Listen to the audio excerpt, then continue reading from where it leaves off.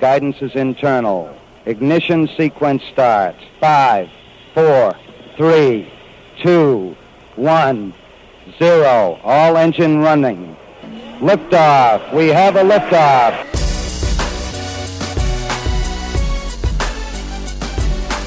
Permission to board. Permission to come aboard. Permission to board. Permission to bring me aboard. Permission to come aboard. Welcome to the Permission Granted podcast. Here's D.A. Welcome inside the latest edition of the Permission Granted podcast, everybody. Thanks so much for joining us. D.A. here. You can always get us on iTunes and, of course, on our website. That's DAOnCBS.com under the audio tab. And on Facebook, facebook.com/The DA Show, as well as YouTube, youtube.com/The DA Show. Coming up, Mraz is going to talk to Joltin Joe D'Aloisio about the holidays. We've got Mraz coming up here in a little bit to discuss Jacob Wilkins' turn with greatness and much, much more. But first, really cool movie coming out here at the end of the week called The Masked Saint, which is a story about a professional wrestler turned small-town pastor who decides to moonlight as a masked vigilante. You'd say, well, that's an interesting story, D.A. What if I told you that's a real story that actually happened? Yeah, that's right. The movie Masked Saint is coming out, and lead actor from it, Brett Granstaff, joining us here inside the studios. Brett, how are you, man? Good. How are you? I'm doing great. Thanks so much. There is so much to get into just based on just that introduction alone. But let me ask, are you a wrestling fan? Did you grow up a wrestling fan by nature? I did. It was, one of my favorite memories was I was 7 years old. My mom took me and a group of friends to the War Memorial Coliseum in Nashville, and we saw WWF. Okay. And it was when you had Roddy, Hulk, Andre the Giant, Macho Man Randy Savage. Glory years. Oh, yeah. It was fantastic. And then, as I got older, I kind of got out of it, didn't really watch it anymore. And then this film just brought me right back into it. So. Did you have a guy growing up? Was there a specific wrestler that you totally adored? I always loved Ultimate Warrior. Yeah. Just his energy and just the running out in the ring. Absolutely. Yeah. So when I was little, it was I had the face paint, the whole thing. I was, total fan. So talk to us about the tribute that you guys are kind of coming together for Roddy Piper, because he was one of the huge personalities of all time in wrestling. Yeah. And, I partnered with GFW and Jeff Jarrett to help promote the film on the wrestling side, and working with Roddy has been amazing. It was very sad, his passing, and I'll tell you a funny story how we actually got Roddy into the film. Actually, we shot it all in Toronto, and we were sitting around the casting office one day, and we're trying to figure out who's going to play this promoter character. And we're pitching around different names, and the casting director's assistant comes in, and she's like, I have a Mr. Piper on the phone. And I'm like, wait, what? What's going on? Yeah. Like, who do you have? And she goes, Roddy Piper. And then my 5-year-old inner fan just immediately comes out. And I'm like, wait, you have Roddy Piper on the phone? Like, right? Give me the phone. Give me the phone. You know? Yeah. And so I'm like, Mr. Piper. He's like, here you're doing a wrestling movie. I'm like, yes. He's like, here it's about a pastor. I'm like, how do you know this? He's like, wrestling community is really small. I'm like, oh, okay. He's like, I want to be the pastor. And I'm like, well, the role's already taken. Sorry, how do you tell Roddy Piper no, Yeah. And he's like, well, who's playing it? I'm like, well, I am. And his first question is, well, who are you? And I'm like, oh God, this is just not going well. And I'm like, look, it's a great story. It's about a professional wrestler turned pastor. And he's like, I'm just like, can you just read it? And there's a really good role. He's like, okay. So he read the script. 5 minutes later, he calls us back and he's like, I'm in. I want to do it. And so you don't say no to Roddy Piper when he wants to do your movie. So. That's hysterical. So he wanted your role. Yeah, he wanted my without role. knowing anything about it. Didn't know anything about it. Just knew it was a pastor and a professional wrestler. And he's like, I can do it.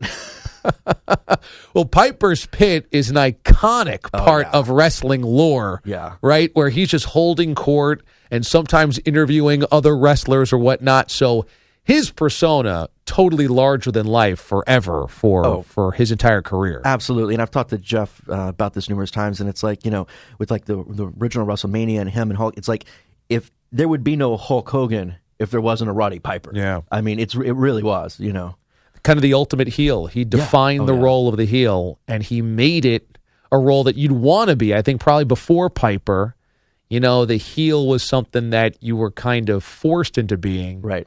after him, it was something you could kind of aspire to. He was that heel you love to hate. Yeah, absolutely. Yeah. So that's so cool. So you're kind of coming together in conjunction with that. And the film itself, who even knew this was a story? When I heard about it, I normally produce. I produce bigger movies. So like my last film was Black Mass with Johnny Depp. Yeah. And I originated that. And so I had taken a year off from filmmaking. I went to Cambridge. I got my MBA. And while I was there, a acquaintance of mine sends me this book. He says, you got to read this book. It's kind of interesting. And, I'm a person of faith. So my friend knew I always kind of wanted to get in the faith-based realm.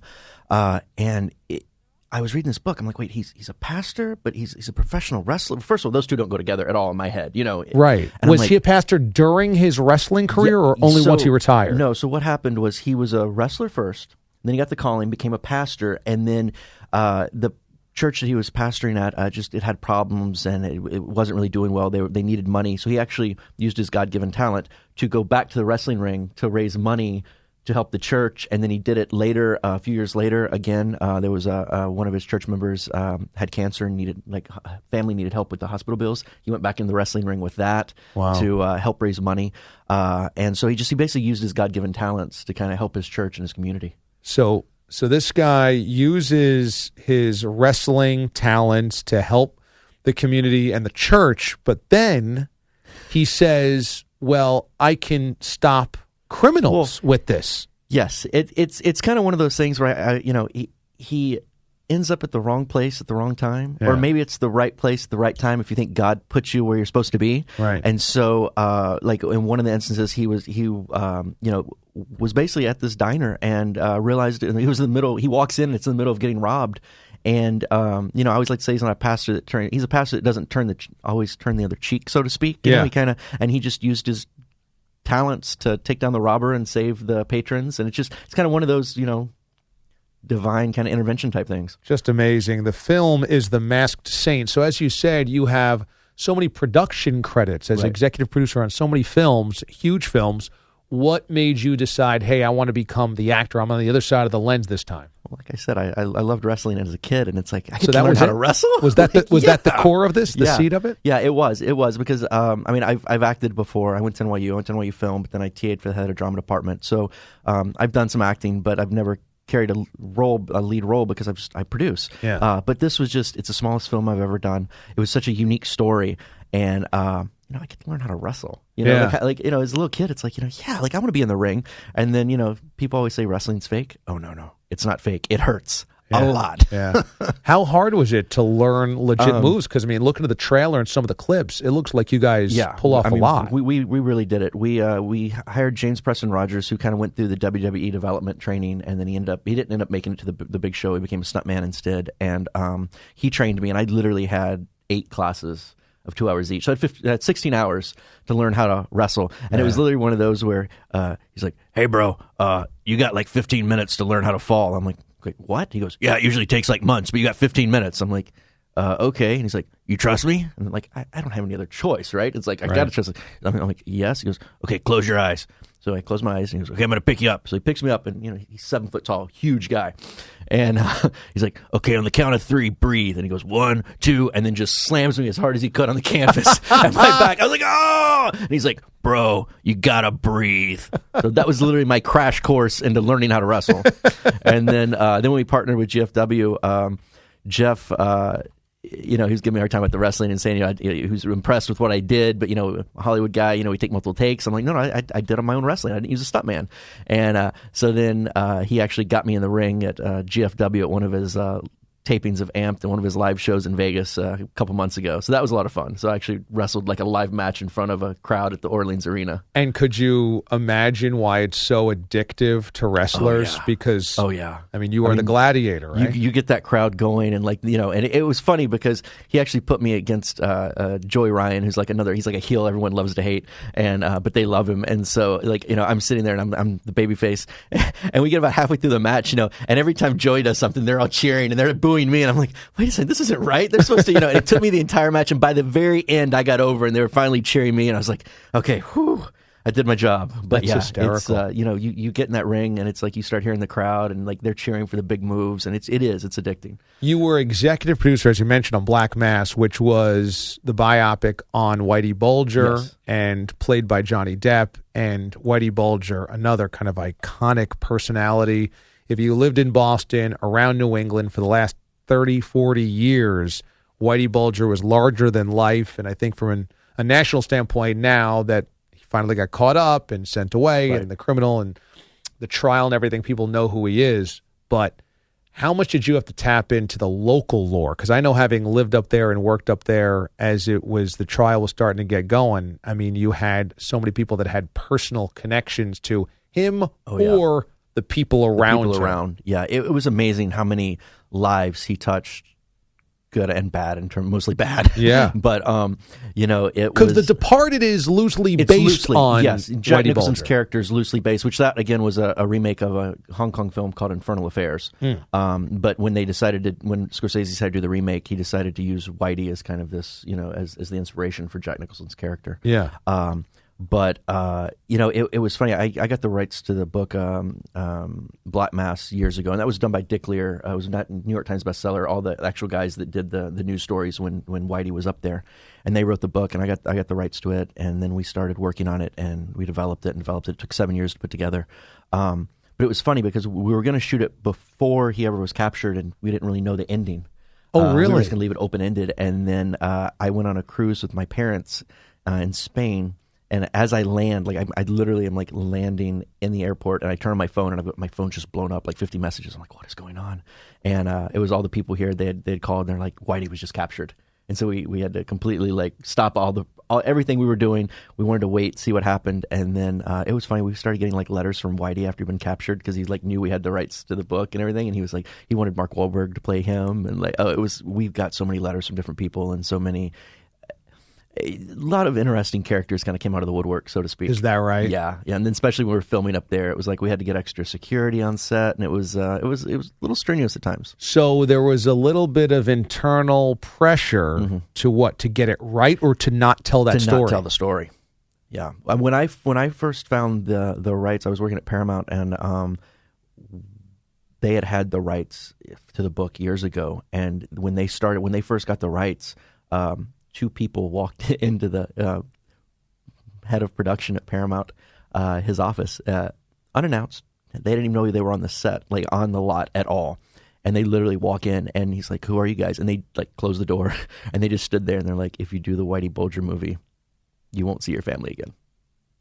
And they let go of the rights to the book. And then 5 years later is when I got the rights. So, were you worried about telling the story? At that point, because it took a while to get together, I never really was, because I was thinking, this guy, because at that point we didn't know where he was. We didn't realize he was living 2 miles away from me in Santa Monica. Yeah. It's what? Yeah. But I mean, nobody had seen him. There'd been sightings supposedly in Monaco or wherever, but it was we didn't know. We'd heard stories that the IRA killed him because he had turned in some people in the IRA. This guy was brutal. He would double cross everybody. I mean, he did a deal with the IRA to sell him guns, got the money, and then called the cops on him in the harbor to get him turned in, to get another favor for the cops. I mean, this guy was just double crossing everybody. And so there were rumors that the IRA had taken him out, and no one knew where he was. And at that point, I was like, if something was going on, he would have made his move already. So yeah.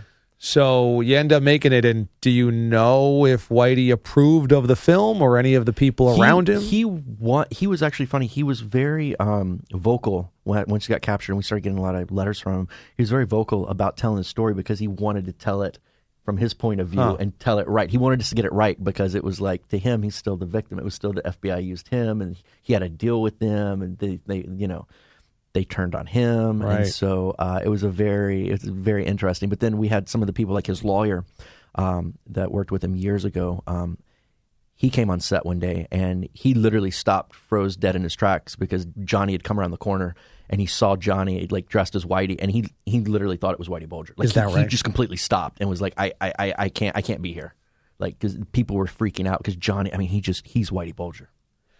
I would imagine Johnny Depp's process to get into character is unlike anybody that you would probably work with. Yeah. Right? Unique in that way. Mm-hmm. Is he just kind of a different kind of cat when it comes to that? He's very prepared, but he has his own way. Like he keeps the earpiece in his ear. He listens to music. He's very.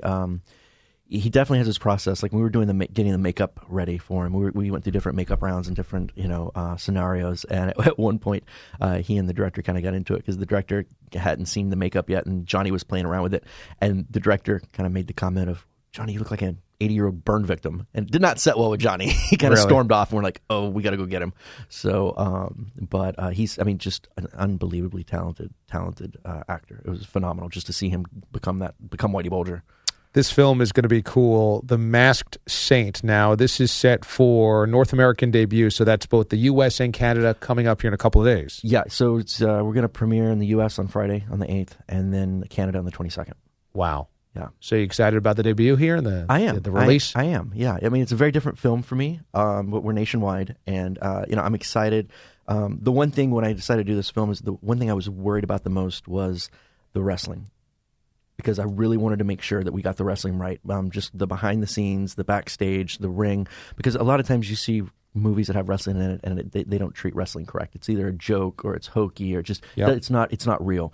And the one thing that I'm really proud of with the film is the authenticity in the wrestling. And we've had Shawn Michaels has endorsed it, Mick Foley has endorsed it, Ted DiBiase, like all these guys, these legends, these Hall of Famers have watched it. And the one thing they'll say is like, you got the wrestling right. Did you lean on the movie The Wrestler to kind of look for that reality at all in a way that it had been done well? Yes and no. Obviously, I love the wrestlers. I love Mickey Rourke. His performance is phenomenal. Yeah. But that's kind of like the seedier side of wrestling, kind of the lower end. And so this is more of like the wrestling promotion in The Masked Saint is more. It's like not WWE, but maybe like just a step below. So it was more wrestling entertainment. Actor Brett Granstaff, our guest here on the show, and the film is The Masked Saint. Now, as Brett just mentioned, it's going to be released here in the States coming up on Friday, but then you can always go to the website for more information, themaskedsaint.com. They're on Twitter, @TheMaskedSaint, on Instagram, @TheMaskedSaint as well, and on Facebook with the same thing. So you can get all your information, all of those social media outlets, and the movie is coming out and premiering this weekend, so that is so cool. Hey, Brett, this looks really, really badass. I'm excited to see the film, and this is really cool to catch up. Thanks so much for stopping by. Thank you.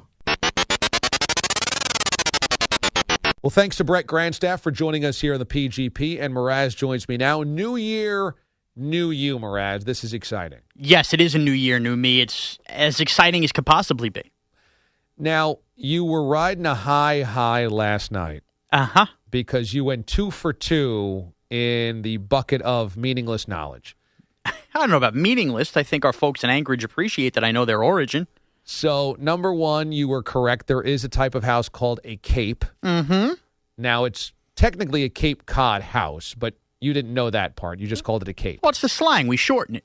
Yeah. You shorten it in the realty business? Yeah, the realty business. I know realtors. We shorten it. It's a Cape. Okay.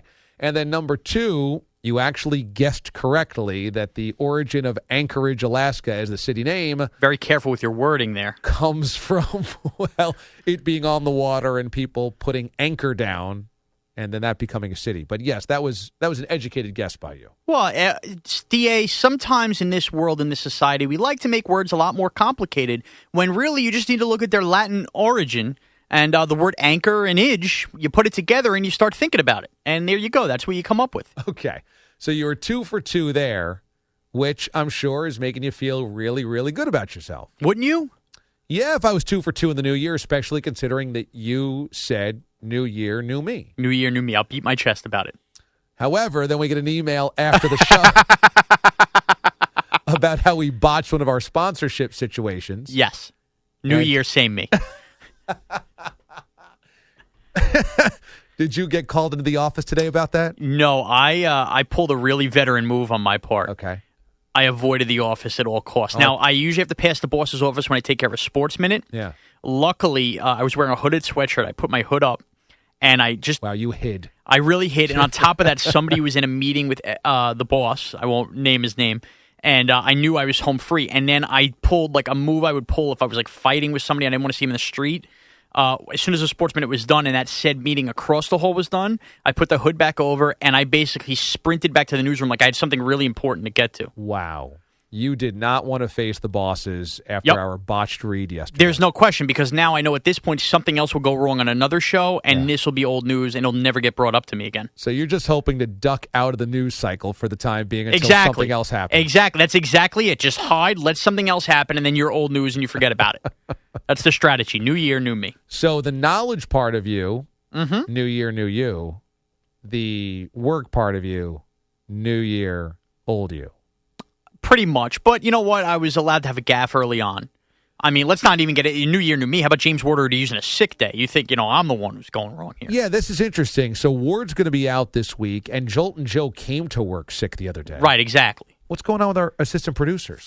Yeah, I mean, me and Joe are going to get into this a little bit, but boy, this staff is a little weak here. You know what I mean? I'm messing up reads, and we just get a fresh slate of days, and now James Ward is using a sick day right away, and Joe's coming in here hacking up along. I don't know what to make of what's going on here. Well, I look at this an awful lot. Ironically, like John Mara keeping Jerry Reese on here, you've kept on part of the problem here on this show.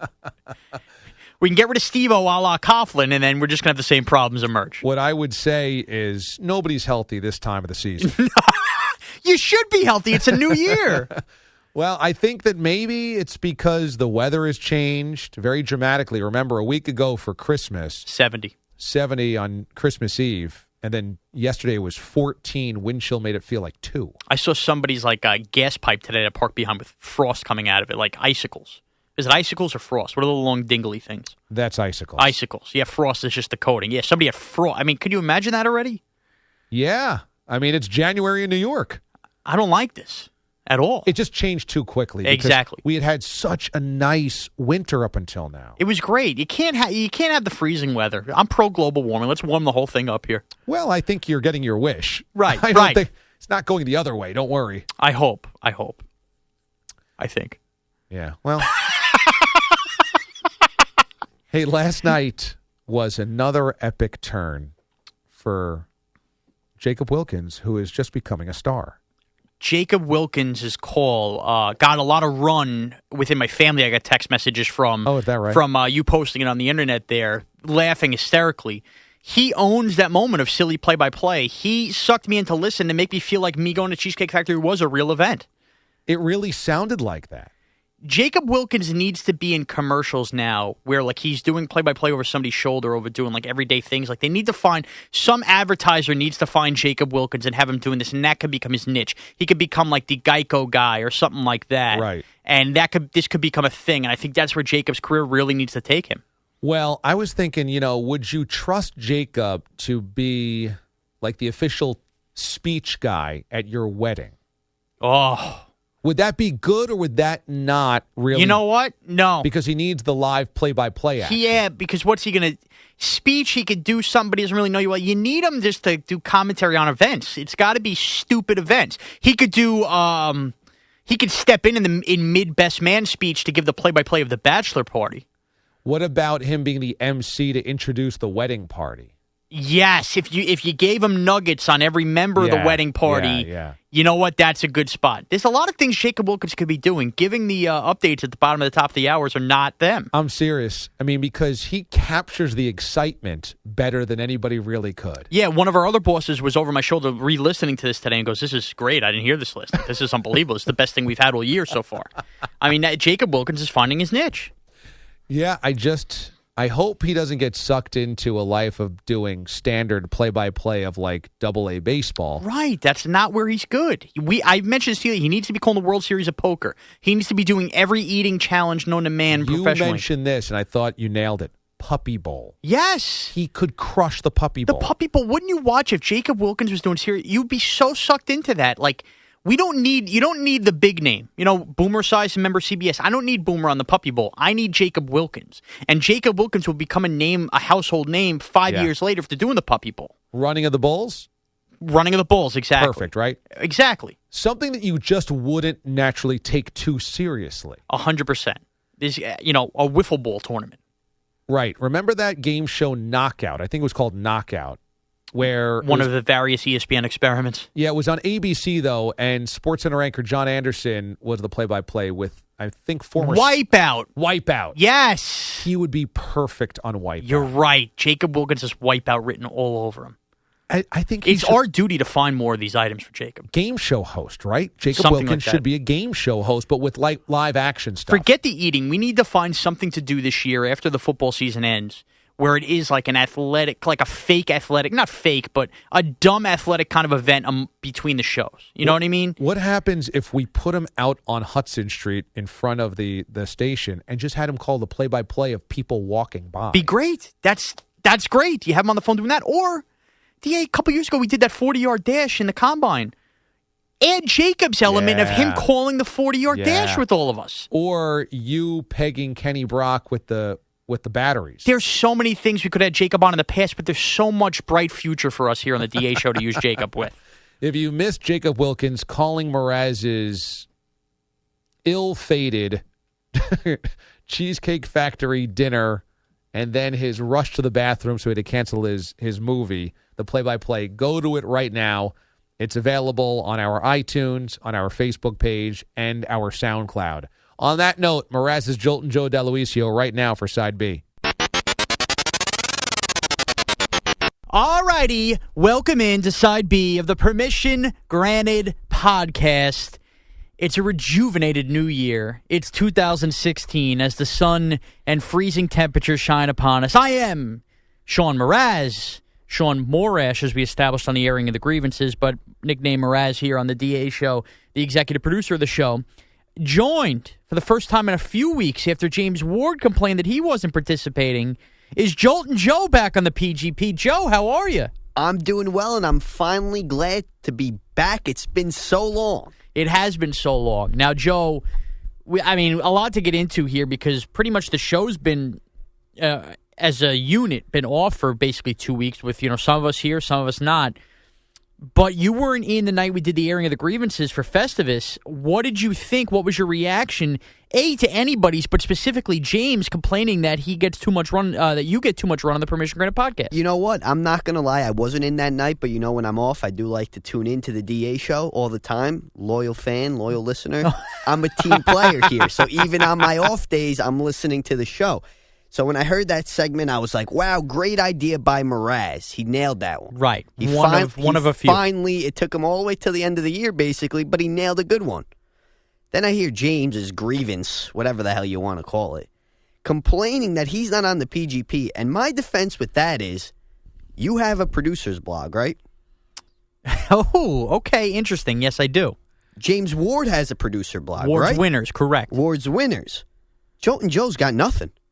Wow. Okay, so this is interesting because you weren't in for the airing of the grievances to fight back on James's grievance. I wish I would have called in. I should have called in that night because that really ticked me off. So just to catch up on this, James Ward 2 weeks ago on DA show Festivus, which we did our first annual, complained that on the Permission Granted podcast, we stopped asking him to come on halfway through the year. Now, in fairness, that's because we like to deliver the product to you guys as listeners earlier in the week as opposed to when we used to do it later in the week. We try to get it on Monday and Tuesday. Joe D is in on the show on Monday and Tuesday. James is in on Wednesday and Thursday. So that's why Joe kind of took the reins. James's argument was fine if we want to put it on Monday and Tuesday, but we should at least call him. Joe is now counter-arguing that I do the Up the Gut picks, James Ward does the Ward's Winners, and we both write blogs that go on the website on the DAOnCBS.com tab. Check it out. And you, Joe, do not participate in that, so therefore you should be the one on the Permission Granted podcast. Absolutely. What am I, chop liver? I'm just an associate producer. It's chump liver, not chop liver. I think it's chop liver, not chump liver. Well, it's liver that stinks. It's chump liver. Or it's chopped liver. I'm pretty sure it's chopped, but, new year, new Mraz, so... Okay, you could be right. You could be right. I'm not going to argue this one. By the way, speaking of new year, new Mraz, we're going to take what you said, and we're going to have to bring this to the jury. We're going to discuss this to DA off the air. And for your time, maybe we'll get you right in something, Joe. Sure, anything. Yeah, be careful what you wish for, because you might just be getting more work. It's a little easier to sit here and turn a mic on than it is to type a blog. That's fine, but James wants to complain, I'm never on the PGP, I'm never on the PGP, but yet each week he's got his own blog, an own little segment for himself on the air. Does James get to participate in Trash Tuesday? No, he doesn't. Okay, so what are you complaining about? He doesn't get that chance to shine. Trash Tuesday's a little shorter than what James was doing with his picks. Okay. Listen, I think there's a little inner circle fighting here. Okay, and now to bring up James Ward and to bring this all back full circle to the New Year, New Me stuff, because we're doing a lot of housekeeping here as we're fresh off the New Year. Number one, coming up here, Now, you guys may listen to this by the time Wednesday's show passes, but we've already been informed, okay, we get a fresh slate of new days, right, to start the year, as a lot of companies do. So all our days off, that's why you may notice myself, Joe, out at the end of the year. We're using the rest of our days. We're not going to give anything back here at CBS. We're going to take what we got. And I like taking a couple days off at the end of the year. It makes me recharge my battery. Anywho, James Ward, I get the email today. His first day back here with the new year during the week on Wednesday, he's out sick already. That's a terrible look. That's he's using a sick day, the first DA show that he would be in for the year. Already going to the guns. That's a bad pick. He must be very sick. It's very unlike James Ward. And here I am battling a cold. Right. Still here. You got to question the toughness of James Ward. Absolutely. I agree with you. I mean, what do we have, 3 sick days and he already used using one? a bullet on a sick day in the first week? He better be really sick. That's all I got to say. Isn't that a shame? Well, okay, so obviously not a new year, new James. New year, new me. We went through several geography items that I was nailing on Monday night's show, and I really was bringing it. I was pumped up for myself. That being said, Joe, we featured a new. You might be listening to a lot of sponsors we have on the show. One of the new sponsors is Burger King, which, as you could see, I've loved in my life for quite some time. Burger King gives us a have it your way read. You hear DA do these drops, and yesterday we did Gary Kubiak's decision to bring Peyton Manning in on Monday's show. As it turns out, when the bosses grabbed the air checks to see how this thing plays out, we did it wrong, which falls on me because I typed out the page for DA, and basically DA botched it, but he didn't botch it. He was just reading off of what I gave him. I gotta take this one isn't on DA. There's been a lot that have been on DA. This one's on me. And new year, new me. I'm nailing geography. And I'm talking about what a better producer I'm going to be. The first show out of the gates, here I am thinking I had a great show. First of all, one of our guests' flight was delayed, so we only had 1 or 2 guests. Then, 0 for 1. I script the first time we have a new sponsor. 0 for 2. I mean, brutal. So I got Ward using sick days, you complaining you're not doing enough on the show, and here I am thinking it's a new year, new me, and it's the same crappy me. Unbelievable. And we thought we were off to such a great start. The attitude was so much better. But at the end of the day, it's the same old crew. It's the same old garbage.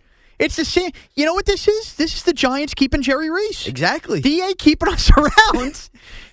You fail on personnel time and time again. You're just going to be 6-10 every year. It's unbelievable.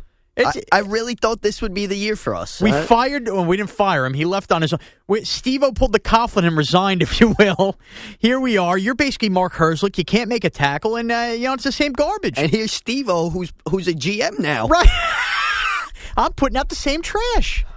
It's a terrible job on me. Other than that, I have to ask you, because it's been documented on the Permission Granted podcast, your travels to Green Bay, Pac fan Joel, who'll being a big Packer fan. Are you worried heading into this weekend's playoff showdown as a Packer fan? Oh, I'm extremely worried. You think they're one and done? Absolutely. I could say that confidently. And I'm never optimistic when it comes to any of my teams. I'm not the one. I'm not hoorah, hoorah. We got this. Very, very uncomfortable with this matchup.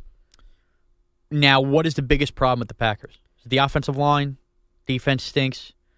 Rodgers has no time. No, you know what? And I've really tried to break this down and discover and try to figure out what the problem has been all season. And one thing that I've noticed is, as lousy as the offensive line has been, Rodgers has had time to throw the ball, yet he's making some awful throws. Wide receivers can't get open. I hate to say it, but I'm starting to really think that there's some kind of disconnect between Rodgers and McCarthy here behind the scenes. Whoa! Joltin Joe D'Aloisio, who you can catch frequently making podcast guest trips all over the fine state of Wisconsin, thinks there might be a little problem with continuity between the coach and quarterback in Green Bay. I just don't think they're on the same page. I think McCarthy's back on his traditional ways. Rodgers wants to go with his up-tempo style, and it's clashing right now. And you look, I've heard people all season long complain about not having Jordy Nelson out there. They lose a deep threat. But, I mean, is Jordy Nelson, and I'm not saying he's not good, but is he that great? That his absence... Yeah, he's not Julio Jones. He's not Odell Beckham. He's exactly. not Des Bryant. Is his absence that big? All right, Joe, I know we have a lot of Packer fans that listen. So this is actually, I find this interesting. We see the constant, turnover in the NFL. You can go from good to bad one year or not. And you saw the Steelers miss the playoffs for a couple years. You saw the Giants now with Tom Coughlin hit the skids with Eli Manning. You've seen the Saints now with Drew Brees hit the skids a bit. Is this the beginning of like a little downward turn for the Packers, even with Rodgers? Like, could you see them now being one and done? Next year, this lack of continuity, if you will, rears its ugly head. The Packers miss the playoffs. Is there a chance we're looking at this a year from now going, Mike McCarthy's out as the Packers head coach?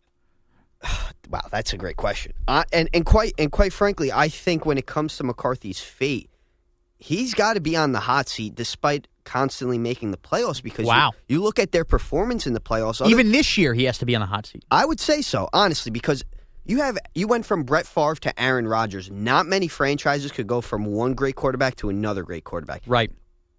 They are wasting their years here. You don't know what's next. It's time to take accountability. It's great that we could win. It's kind of how I felt with the Giants with Eli. It's great that we could win the division 5 or 6 years in a row, and we could make the playoffs and, make it to the NFC Championship round or the divisional round. But at the end of the day, you're measured by championships.